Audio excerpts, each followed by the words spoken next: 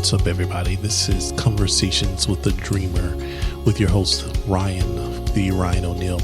I'm excited to have you dreamers out there joining us for a conversation with dreamers.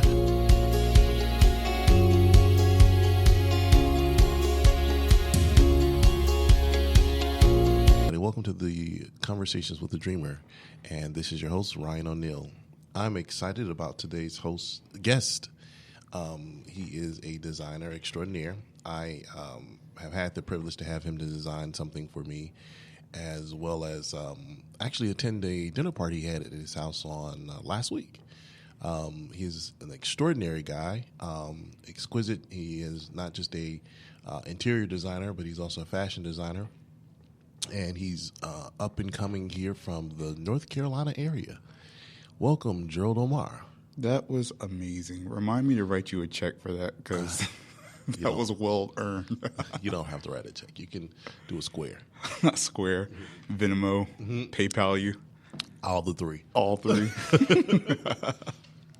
How's it been going, man? Everything's going really, really well, man. First off, thank you so much for having me. This is pretty extraordinary in itself, and I'm excited to be here. Oh, thank you. Well, you're an extraordinary individual, and what you do is extraordinary. I'm just really excited to have you here and to pick your brain and learn some tidbits and some information to share with our audience, our dreamers out there. That's awesome. Let's get to it. So tell me more about Gearld Omar. My baby. Tell me more about this Go.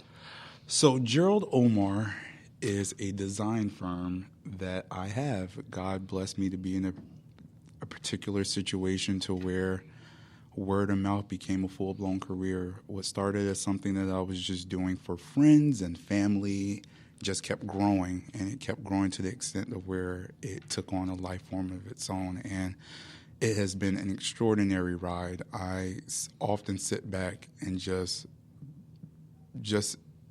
in a state of awe. Mm-hmm. I sit back in a state of awe at everything that's happening. It's all happening so quickly, and I'm learning as I go, but I think there's a beauty in that, and I like not knowing what the next surprise is going to be, what the next step is going to be, because it's something so grassroots and so gratifying about going into a situation, knowing what you know, but then letting it grow on its own and just nurturing it, and I'm excited watching it grow. That's amazing. I have not only just witnessed your work, but I've also been able to be a client of yours as well. Mm-hmm. I didn't see my name on the client testimonials. I think that was just the error on your team side, and I'll be sure to resubmit that client testimonial. Well, if you continue scrolling, you would notice that there is representation from that project on there. So, just joking. It may not be your words, but that project is represented on there. Gotcha. Just a little banter.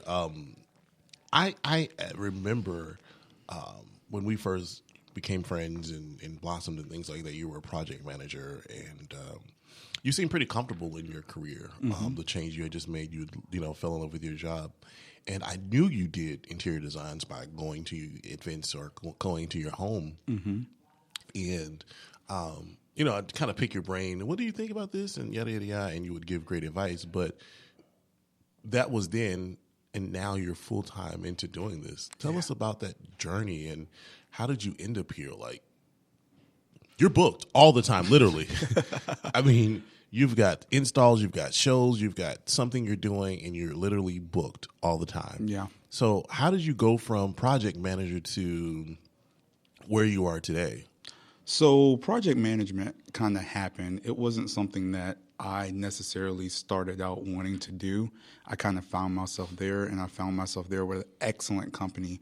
I would actually probably still be in that position if it hadn't been for the way the cookie crumbled. The company ended up going through a reorg, and from the CEO, C-suite, all the way down, everybody was let go. So CEO, CFO, COO, everybody. From there, you went into your VPs and everything like that. And I worked directly under my VP as a project manager. So I was one of the budget cuts and everything. So it was kind of one of those situations where when you have a talent and people are saying, oh, you need to do this or oh, you need to do that, you keep it in the back of your mind like, oh, it would be nice to kind of maybe do this, or oh, it would be nice to kind of one day get to that. And then sometimes you never do.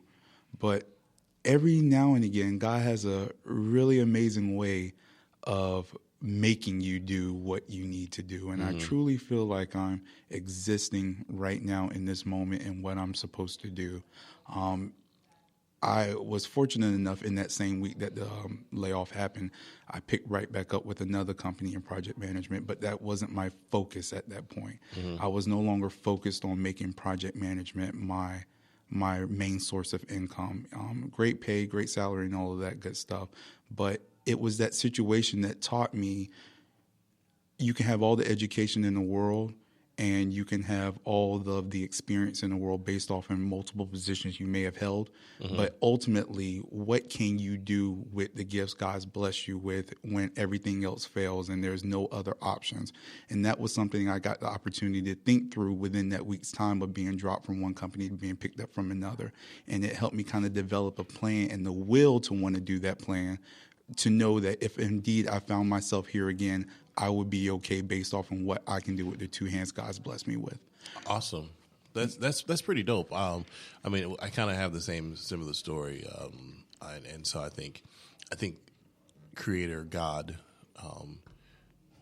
puts us in positions that causes us to rely on our hands and our what He's blessed us with, and I always quite remind myself of. If you don't use your gift, then He'll take it away from you. Yeah. I don't necessarily think that's as true, but I just think that we miss out on opportunities in life. I agree. But so hearing that that's how you got here, if you had a quote, a success quote, and you are mantra or success mantra rather, what would that be? Say yes. No matter what it is, say yes. Wow. Whatever opportunity presents itself, whatever gift you may find yourself flourishing in, say yes. Follow it out and see where it goes. You never know where you're going to find yourself. Just be open to the opportunities that present themselves. Always, in every way, say yes. Wow. I mean, you answered perfectly, and you answered the next question, which was how do you apply it? So you've said yes, and there was so much conviction in how you said that. Say yes. Yeah. You really believe it. Absolutely. So what other opportunities in life have you said yes to? I know that you were once, I won't say once, but you are a stylist and you did some celebrity work as well. We can say once. So yeah. How did that when did you say yes to being a celebrity stylist? Funny story. And it's not very often that I tell this story, but many moons ago, uptown Charlotte at the Epicenter, having dinner at the Asian Bistro Inso. And doesn't he sound so exquisite, guys? He sounds exquisite? No. So grand and posh. That was a really nice way of saying bougie, but thank you. I think I'll take that. All right.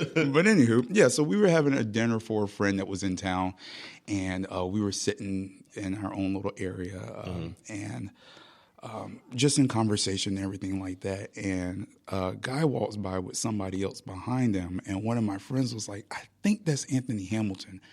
And what's funny is that as amazing of an artist as he is and quite the personality and a phenomenal talent, Grammy Award winner and everything, we're used to seeing him because he's local. He's from here. And now, I've been here 5 years and I still ain't seen him yet. Really? I lied. I take that back. I saw the top of his head because he's so short. Oh my gosh. But yeah, so somebody mentioned But I love him, so if he's hearing the podcast, I want him to know I love his singing, I love his music, I love his stature. Absolutely. He's just kind of shorter than me. Yeah, no, I think I'm shorter than you, actually. Well, yeah, you are. So yeah, he walks by, I think he was headed to the restroom or something, and somebody was like, I think that's Anthony Hamilton. And another friend was like, oh, yeah, that's him. I see him all the time. And we were like, where do you see him at? And at the time, she was a store manager at the Target Uptown. Okay. And so she was like, yeah, I see him there all the time because his son one of his sons worked at that Target for her. Okay. And so she was used to seeing him, talking to him and everything. She was like, yeah, whenever he stops back by or whenever he comes back by, I'll stop him. And so he came back by, and the other gentleman that was with him was, of course, his bodyguard and whatnot. And so when he came back through, she was like, yeah, he was like, Madge and everything. And so they started talking and everything. And I'm like, whoa, pretty awesome. And someone asked to take a picture, so we all kind of stood up and crowded around, and we took a picture and whatnot. And while we were standing, he kind of looked over and he was like, I really like what you're wearing. And I was like, whoa. It was an out-of-body experience, because here we are, this Grammy Award-winning artist, and he was complimenting me. You know, I didn't know if it was just general conversation or if he was serious about it. So I paid it no mind and just, said thank you and whatnot. So we talked a little bit more, finished our dinner, and we were outside talking. At the end of dinner, it just so happened that their dinner finished as well, because they were there actually celebrating that son of his, that Majesty, that he worked for with Majesty.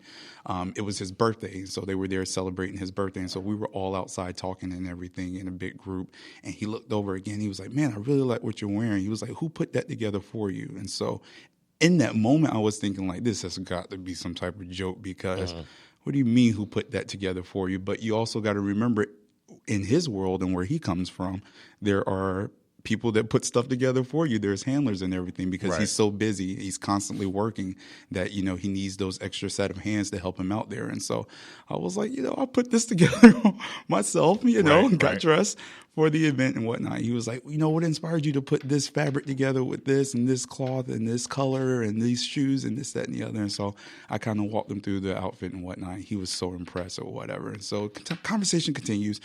And he mentions it again. He's like, man, I really like this outfit. And so by this time, I'm like, okay, he's just being funny now. And then right after he said that, he goes, well, I've said it 3 times at this point. If you don't want a job, I'm not going to offer it again. And I was like, whoa, what do you mean a job? And he was like, I have a new project coming up. I'm looking for, different, I'm looking to put together a different team and everything. And if you're interested, it might be a position for you. And so I was very honest with him. I had a background in communications and everything. At the time, I was with the television station and whatnot. And I knew, color coordination and everything else like that. And just growing up with my parents, they were very fashionable. But I let him know this isn't something I'm professionally trained in. Your mother. Let's just take a pause. I absolutely love your mother. The Margaret, as she's affectionately known on my social media. Margaret. You have to love Margaret. If you follow him on social media, then you already know who Margaret is. Oh, God. the character, the Margaret. She called me on the way here, and I was like, get off of my phone, woman. I got stuff to do. I wish I had her life. She is, you think I'm grand? She's grand. In every manner possible. She is the Real Housewives of Fayetteville. Truly, honestly, that might be very accurate. All these spinoffs came from Miss Margaret. Yeah, absolutely. She's quite the character. But yeah, so I let him know, this isn't something I'm professionally trained in. And so he was like, cool. So that was a Saturday evening. That next day, he had me meet him at South Park Mall. Mm-hmm. And so for those of you listening who don't know what South Park Mall is, that's like the premier mall for Charlotte. That's what has most of your top brands, your Louis Vuitton, your Burberry. At the time, they had the Polo Ralph Lauren Black Label and everything. Now they have like Armani, Neiman's, anything that you can think of. Hermes. Birch. All of that. And so places I've never shopped at yet. Yet. Yet. That's the key word, yet. But and so we went through different stores, and he said, what if I had to do this? What would you do? If I had this magazine cover, what would you do? If I had this if I had to do this late night show, what would you do? And again, because I had a background in television, I knew what projects on TV against what skin tone. So I was able to put a lot of great things for him based off in the scenarios he put together. So I think after the 5th scenario, he looked at me, he said, all right, I'm sold. You got it. And so that was a Sunday. That Wednesday, I flew out to L.A. and signed my first contract with RCA Records, which is who he was under at the time. At the time, it was Jive, which is now under RCA Records. And so that's what kind of started this whole beautiful thing of style. And then from there, I got the opportunity to work with amazing artists ranging from, the late, great Prince to Alicia Keys to Jill Scott to some of anyone you can think of. And it was a whirlwind